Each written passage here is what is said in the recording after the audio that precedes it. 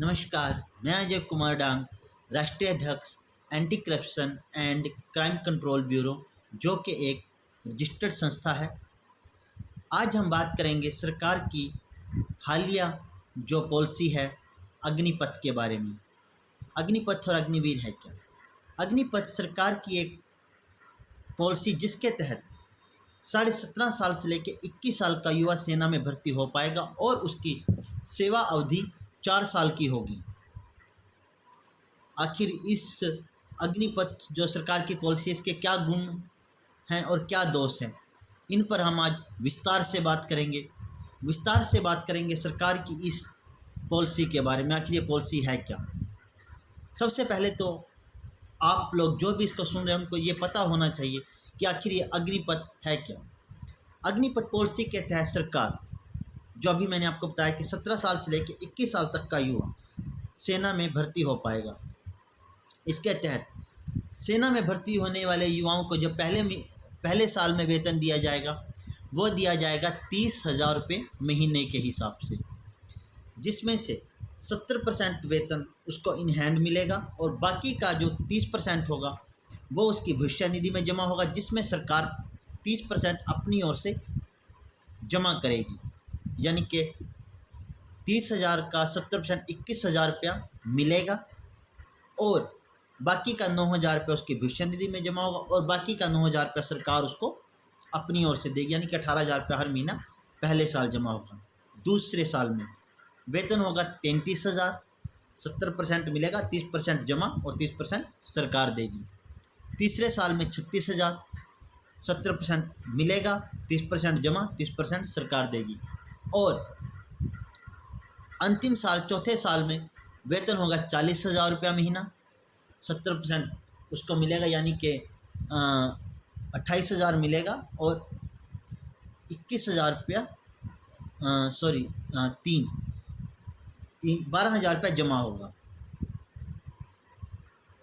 40 का 30 70% 28,000 मिलेगा और बाकी 12,000 रुपया जमा होगा, 12,000 रुपया सरकार देगी। इस तरीके से युवा को वेतन मिलेगा और जब वो 4 साल के बाद रिटायर होगा तो उसको 11,78,000 रुपया सरकार देगी। 4 साल के बाद युवा को जो सेना से रिटायर होंगे उनको मिलेंगे 11,78,000 रुपया 4 साल के बाद।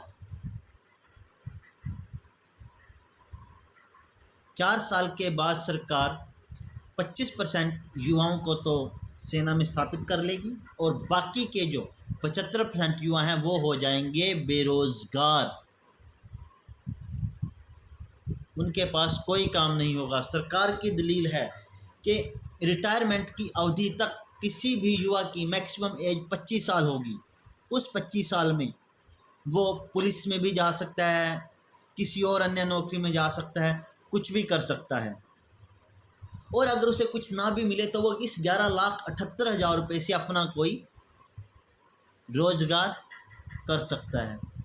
सरकार जी, 11,78,000 रुपया जो आप 75% युवाओं को बेरोजगार करके दोगे, उनके घर में अगर उनकी बहन की शादी हो तो 5-7 लाख तो वहाँ लग जाता है।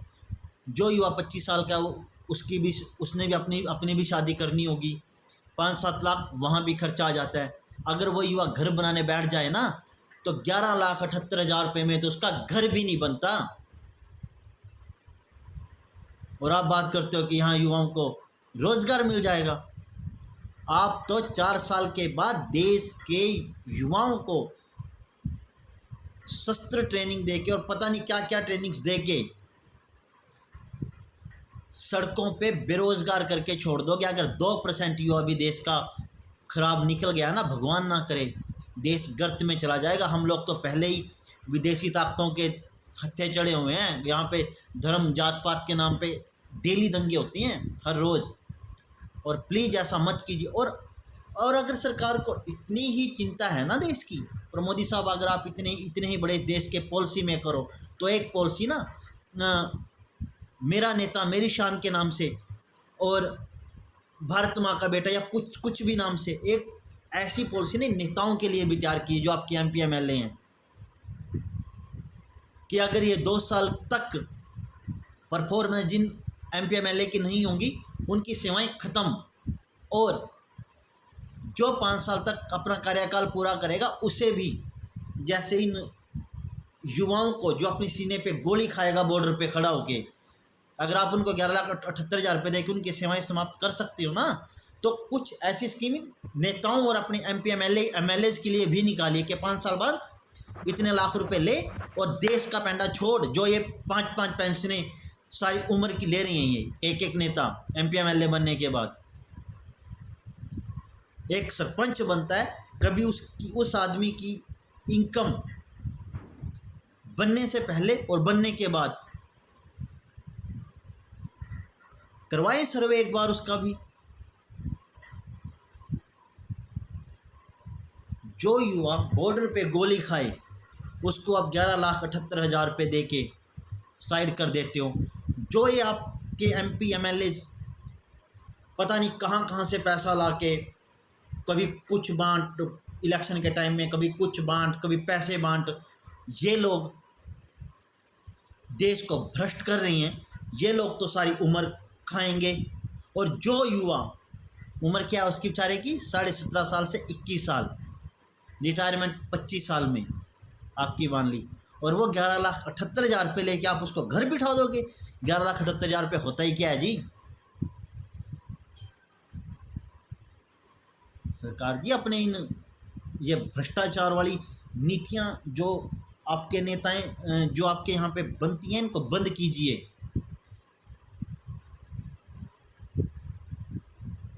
अमेंडमेंट हो सकती हैं, सुधार कहीं भी हो सकती हैं, इस नीति में भी सुधार कीजिए। 11,78,000 में कुछ नहीं होना। और पॉलिसी लेके आनी है ना तो अपने MP MLA के लिए लेके, अगर दम है सरकार के अंदर तो। जिसकी 2 साल की परफॉर्मेंस नहीं वो नेता ही नहीं, और 5 साल के बाद कोई पेंशन नहीं होगी। सेवा करने के लिए आते हो राजनीति में, राजनीति कोई बिजनेस नहीं है।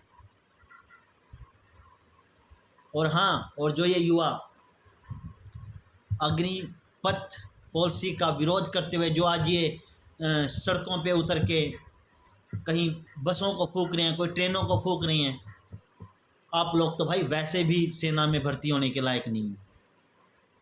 आप तो देश को बेचाओगे अगर आपको किसी ने थोड़ा सा लालच दे दिया। जब आपके अंदर इतना भी धैर्य नहीं है कि आप किसी पॉलिसी का, मान लो सरकार की कोई पॉलिसी है, आप उसका लोकतांत्रिक ढंग से विरोध कर पाओ। जब आप अपने लोकतंत्र के नहीं, जब आप अपने देश के नहीं, तो आप सेना के क्या होगे। सेना तो टोटली देश के लिए काम करती है। आप लोग तो भाई वैसे भी सेना में भर्ती होने के लायक नहीं हो।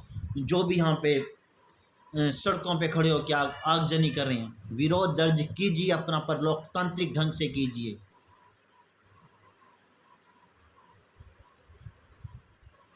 संगठन चुनिए, ऐसे संगठन चुनिए कि सरकारों को लोकतांत्रिक ढंग से जवाब दीजिए। सरकारें आएंगी, सरकारें जाएंगी, मगर देश रहना चाहिए। देश है तो हम हैं। किसका नुकसान कर रहे हो? चलो आप बसों में आग लगा रहे हो, ट्रेनों में आग लगा रहे हो, देश की संपत्तियों को नुकसान पहुंचा रहे हो। किसका नुकसान कर रहे हो? इनका, सरकारों का। भाई ये तो पहले से लोग, ये तो आते ही सरकार इसीलिए है कि ये लोग आप लोगों के टैक्स के पैसे की जो मलाई है उसको खा सकें।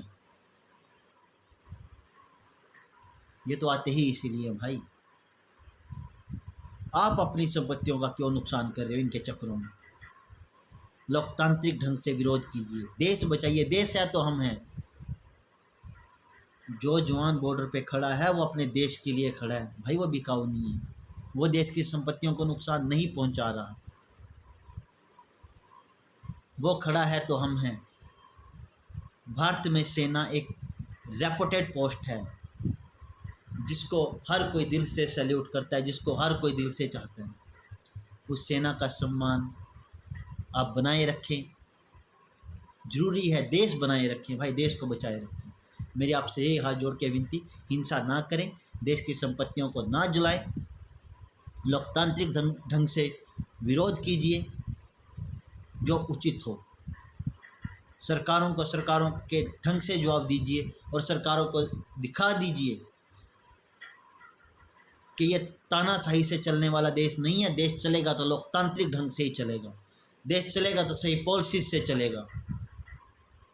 और अगर पॉलिसी बनानी है सरकार ने तो अपनी MP MLAs के लिए बनाए, जो ये जिनकी परफॉर्मेंस आज तक जीरो है, जो ये आज बीजेपी में हैं तो कल उनको लगे कि कांग्रेस आएगी तो कांग्रेस में चल जाएंगे, कांग्रेस का खराब परफॉर्मेंस लगेगा तो उनको देखे कि आम आदमी आ रही है तो उसमें आ जाएंगे। नीतियां बनानी है तो इनके खिलाफ बनाएं। जय हिंद, जय भारत, भारत माता की जय। मेरा देश मेरा है, देश को मत उजाड़ें, विरोध ढंग से करें। और सरकार को भी चाहिए कि अगर उसकी नीतियों में कोई कमी है तो उसको ठीक करें। ये 4 साल की पॉलिसी कोई पॉलिसी नहीं है सेना के लिए, ये भारत में नेगेटिव पॉलिसी साबित होगी आने वाले समय में। सरकार इसके लिए सोचे। धन्यवाद। जय हिंद, जय भारत, भारत माता की जय।